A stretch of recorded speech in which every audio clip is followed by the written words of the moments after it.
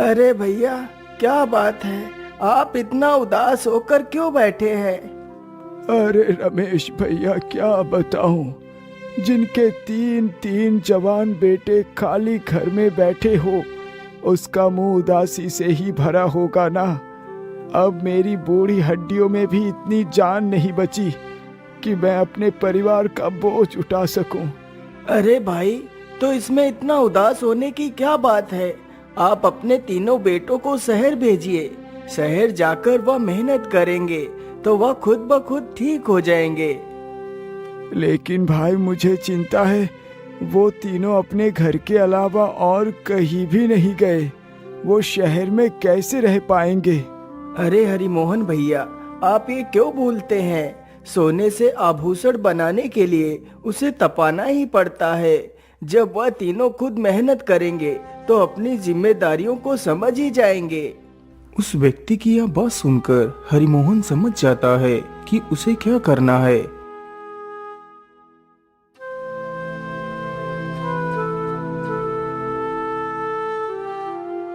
लेकिन पिताजी, हम तीनों उस अनजान शहर में कैसे रह पाएंगे?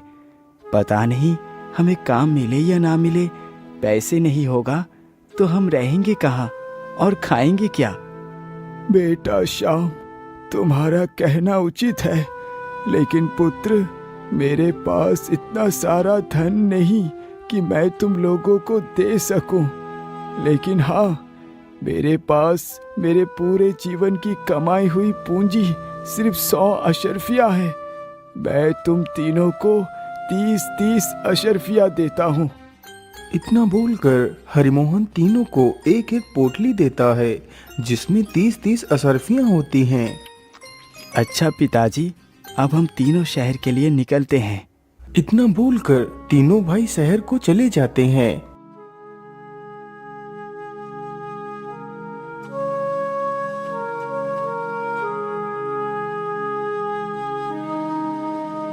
एक वर्ष पश्चात जब वह तीनों भाई शहर से वापस अपने घर को आते हैं, जिसमें से राम तथा श्याम पैदल ही शहर से वापस आते हैं, लेकिन घनश्याम एक घोड़े पर सवार होकर घर वापस आता है।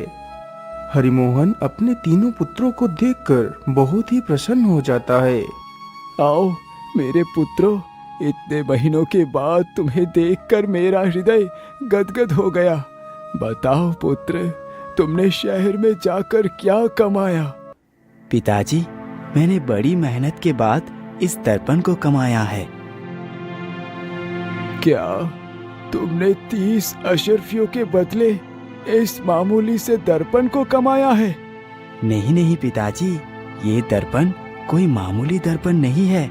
इस दर्पण में आप यही बैठे बैठे पूरे विश्व के किसी भी कोने को देख सकते हैं। अच्छा, ऐसी बात है तो जरा मुझे भी दिखाओ ये दर्पण।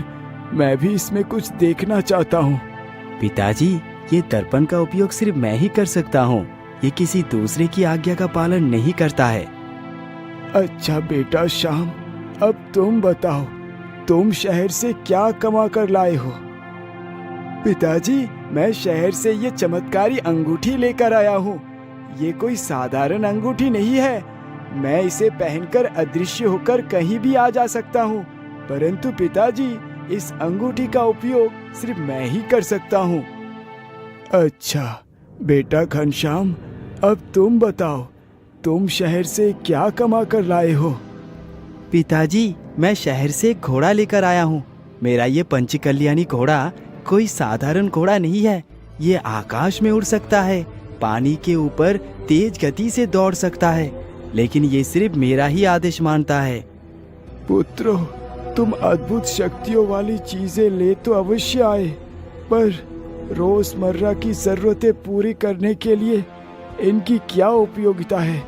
ये दर्पण, घोड़ा और ये अंगूठी धन कमाने में कैसे सहायक सिद्ध हो सकते हैं? पिताजी, आप दुखी ना हो। समय आने पर इनका प्रयोग अवश्य होगा।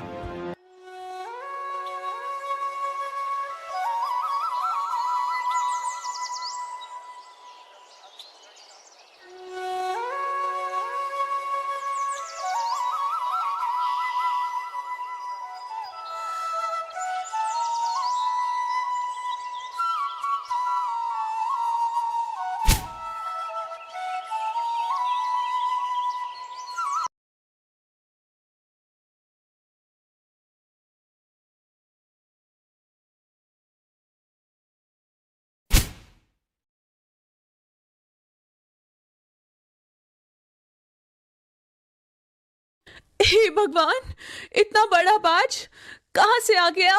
कोई राजकुमारी को बचाओ, राजकुमारी को बाज लेकर जा रहा है। महाराज, महाराज, राजकुमारी को एक विशाल बाज उठाकर दक्षिण दिशा की ओर ले गया है। अरे दासी, तुम ये कैसी बातें कर रही हो? मेरी पुत्री को एक विशाल बाज उठाकर ले गया। तुम कहाँ थी उस समय? महाराज, मैं तो राजकुमारी के साथ ही थी।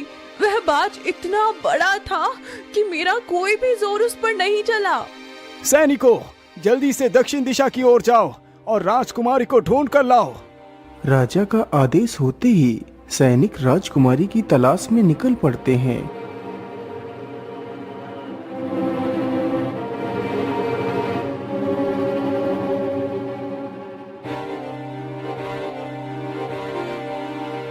सैनिकों को घूमते घूमते सुबह से शाम हो जाती है, लेकिन राजकुमारी का कुछ भी पता नहीं चलता।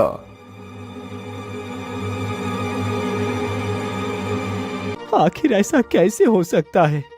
मेरी पुत्री को वो बाज कहाँ लेकर गया होगा? कल सुबह पूरे राज्य में ये घोषणा कर दो, जो भी राजकुमारी को ढूंढ कर लाएगा उसे मुंह मांगा इनाम दिया जाएगा।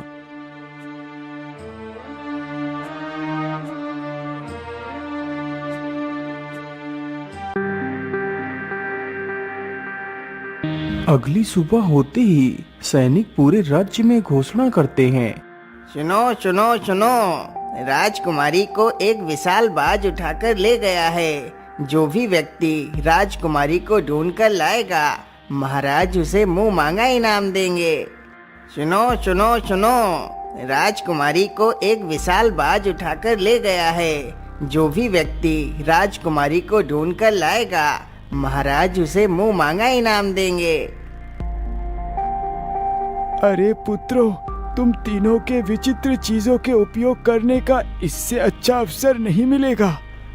हाँ हाँ पिताजी, मैं अभी अपने जादुई आईने में दिखाता हूँ कि राजकुमारी कहाँ पर है। राम जल्दी ही अपने जादुई आईने को हाथ में पकड़ता है और मन में कुछ मंत्र पढ़ता है।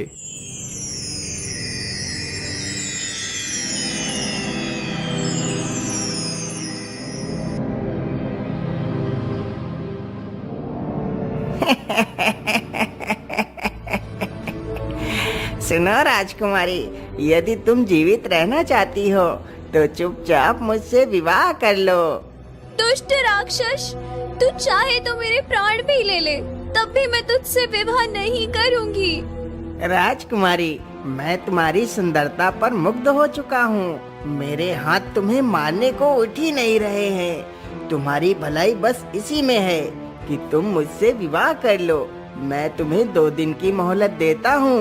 यदि तुमने 2 दिन में अपने फैसले को नहीं बदला तो मैं तुम्हें मार कर खा जाऊंगा। नहीं राक्षस, तुम राजकुमारी को नहीं मार सकते।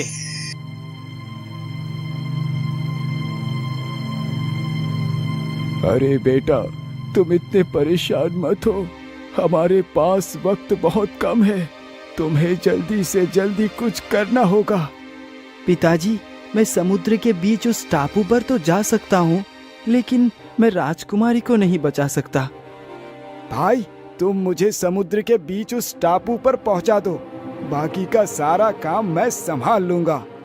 यदि ऐसी बात है भैया, तो मैं अपने घोड़े को आदेश देता हूँ कि मेरा घोड़ा उस टापू पर ले जाकर आपको और राजकुमारी को वापस भी ले आएगा। घनश्याम, यदि ऐसा संभव हो सके तो राजकुमारी को बचाना कोई ज्यादा कठिन कार्य नहीं है। भैया, ऐसा संभव अवश्य हो सकता है, यदि मैं चाहूँ तो।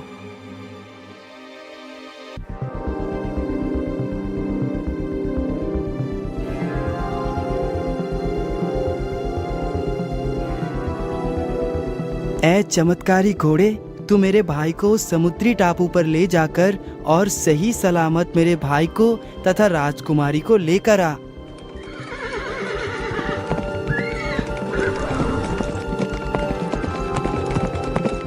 वह घोड़ा चलते चलते जल्दी ही उस समुद्री टापू के पास पहुंच जाता है और जल्दी ही उस टापू पर उतर जाता है।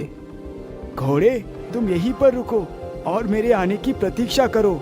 मैं जल्दी ही लौट कर आऊंगा। इतना बोलकर श्याम उस टापू पर आगे बढ़ता है।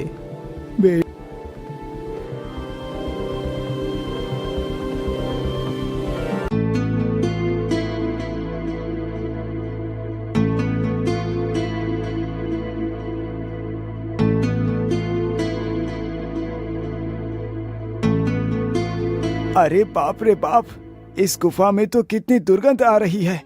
मुझे कुछ भी करके राजकुमारी को ढूंढना होगा। ये सारी बातें सोचता हुआ श्याम गुफा में इधर उधर भटकता है।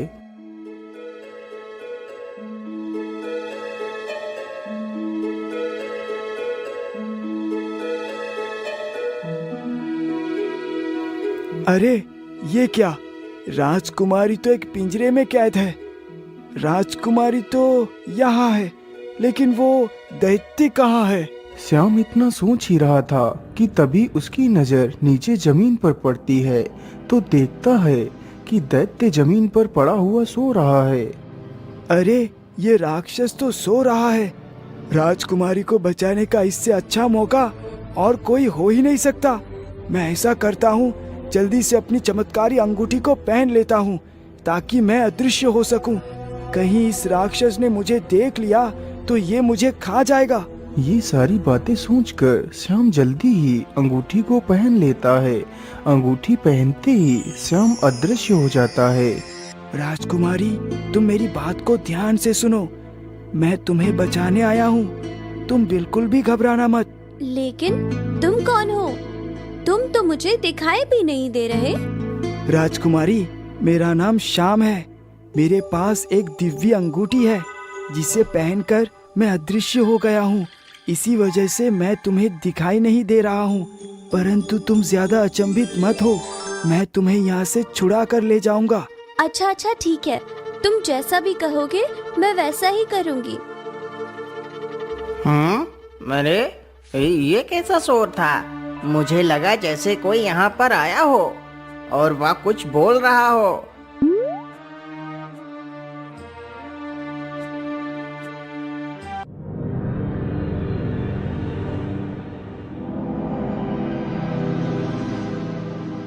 राजकुमारी, क्या तुमने यहाँ पर किसी को आते हुए देखा है?